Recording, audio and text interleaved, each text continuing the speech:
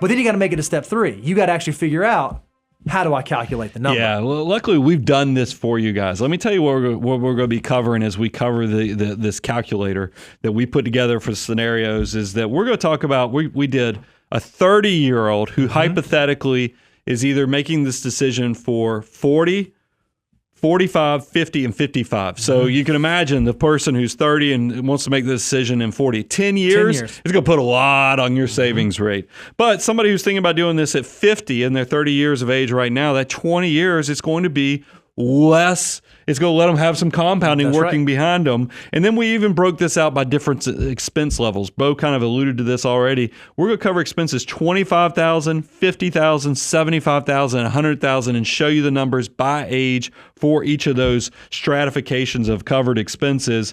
And then we're also going to break this into how you make this perpetual. Because I think that, look, a lot of you, and we said this part earlier, you might just be trying to cover $25,000 because you just want to go in a different direction. It's not that you're expecting that you're going to still be working. That's why we focused on the expenses, not the income you were making. That's exactly right. So if you're someone who right now you're in the height of your earnings potential and you're making $100,000 a year, but you're thinking about that next endeavor, we want to show you if you need to replace $50,000 of expenses so that you can just go out and make $25,000, $50,000 a year, we're going to show you the numbers necessary to do that so that that covering of expense can last for the remainder of your life. So let's look at the actual number. So let's assume that you're a 30-year-old and you want to shift your next endeavor at 40.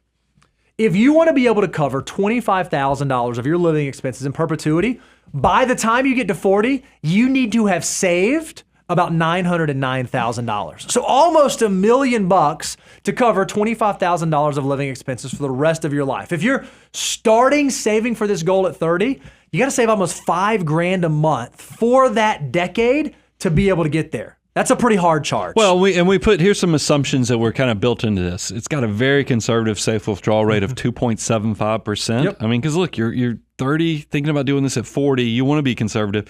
And we did an 8% rate of return.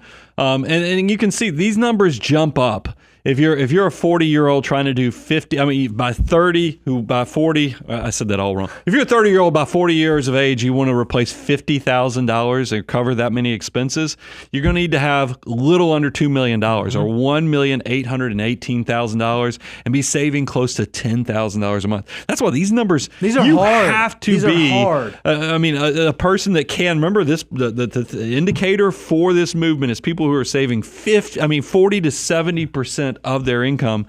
So a lot of them are going to look at these numbers and go, yeah, this is what we do. Now, Brian, you said something so interesting as we were going through show prep, and I think it's worth noting because we're talking about a 30-year-old who's thinking about their next endeavor by 40. Well, if you're a 30-year-old and you're thinking, man, I can only do what I'm doing for 10 more years, you're still relatively early on in your financial working life journey. Are you so sure that you want to bring on the pain necessary to be able to do this by 40? Or should you consider a shift right now to, hey, what if I just found something that I enjoy more, that I have more passion for, that is more fulfilling to me? Could I just shift and do that now? And maybe I do that for the next 20 years, the next 25 years, the next 30 years.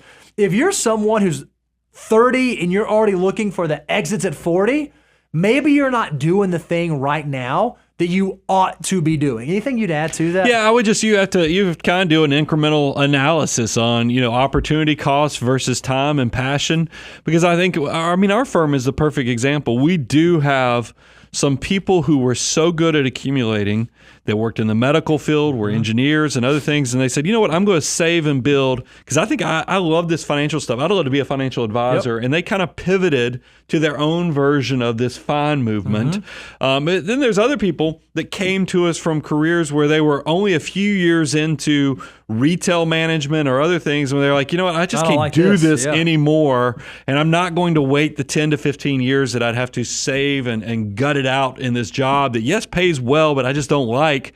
So they pivoted. They went ahead and just pivoted now and said, well, let me build my wealth in doing something where I'm not, it's that whole whistling to work every day instead of going to the salt mines to try to build my next endeavor that I'm building to. All right, so for those of you out there listening on Spotify or iTunes, I'm going to give you the numbers. If you want to be able to replace $25,000 of expenses by 40, you need almost $900,000. $50,000 of expenses by 40, you need about $1.8 million. If you want to replace $75,000 of expenses by 40, $2.7 million. And if you need to replace $100,000 of expenses in perpetuity, you have to have over a $3.6 million portfolio by 40. If I could whistle, that would have been like, whew. That's hard. That's hard. That was a big number. I can't whistle. So let's shift now. What if you're a 30-year-old? You don't think, okay, I'm not going to do this for 10 years. I'm going to give it a good 15. What if I want to exit or find my next endeavor by 45? Well, if your goal is to find your next endeavor by 45, and you need to cover $25,000 of expenses in perpetuity, by age 45, you will need to have saved about $830,000. So now the numbers are coming down. Okay, 15 years, maybe I can get there. What it's going to require, if you're starting from zero at age 30, you got to save about $2,400 a month. Again, that assumes a 3% safe withdrawal and an 8% rate of return on your dollars. Yeah, this one it's starting to seem a little more reasonable. When I look at all the monthly investments, I mean, you can see we're between $2,400 a month all the way up to a little less than $10,000, depending upon where your income is. That is actually somewhat doable because you've given yourself 15 years. And remember, building wealth is a slow, deliberate process. And that's why when we were covering the 30-year-old who wants to make a change at 40, you're just not giving yourself a lot of runway. It's no different than when we did the show on how do you build $1 million in 10 years. It puts a lot on that behavioral side that you have to really live a modest lifestyle to save at that high of a percentage. But you're going to see as we keep going further out, because we're getting close, and I'll save it for when we get to the 30-year-old who's thinking about making a transition at 50. This is when I think about myself, the younger version of myself, and some of my dreams. All right, so I'm going to give you the numbers. To replace $25,000 of expenses at age 45, you need a portfolio of about $830,000. To replace $50,000 of expenses in perpetuity at age 45, you need about $1.7 million. To replace $75,000 of expenses at age 45, your portfolio would need to be about $2.5 million. And if you wanted to replace $100,000 of expenses at age 45 and you're starting at age 30, you would need a portfolio of a little over $3.3 million to do so. So that's a 30-year-old that has a 15-year time horizon exiting at 45. Let's talk, Brian, now about someone who wants to leave the workforce at 50. This resembles what you thought you were going to be. Yeah, I mean, even in my 20s, I always thought by the age of 50, I was going to tap out of doing whatever I was doing.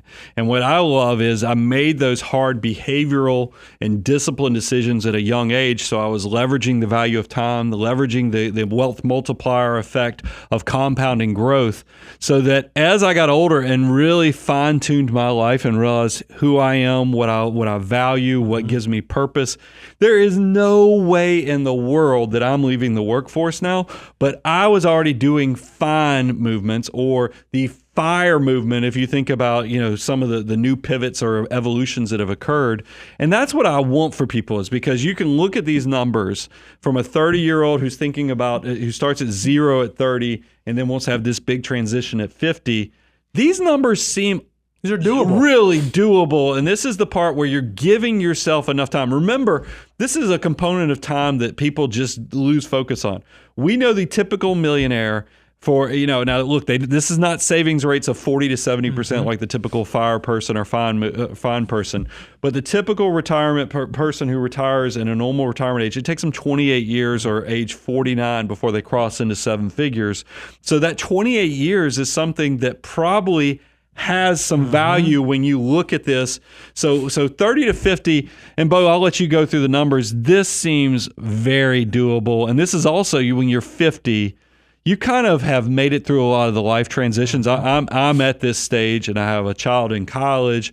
My youngest is in the house, but she's about to be in high school. There's a lot of life that has started, the concrete of what has made my life what it is has started to set where I can see where things are going. So if you need to subsidize $25,000 of living expenses starting at age 50, you would need a portfolio of about $770,000. To cover $50,000 of expenses, you would need about $1.5 million.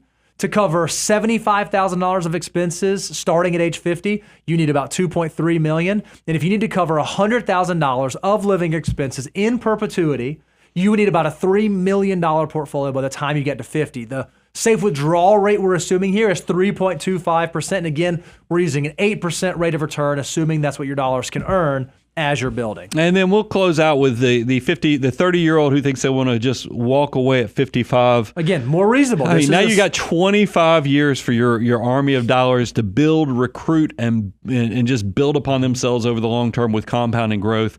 These numbers are very doable. I mean, because now you have really leveraged the value of your time, letting the money work harder than you can with your back, your brain, or your hands.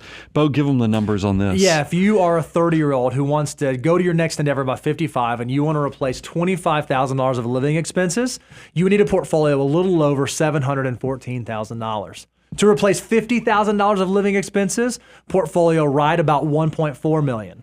To replace $75,000 of living expenses in perpetuity, about $2.1 million. And if you'd like to replace $100,000 of your living expenses starting at age 55, you'd need a portfolio of about a little over $2.8 million. Those numbers are still big, but here's where this gets easier.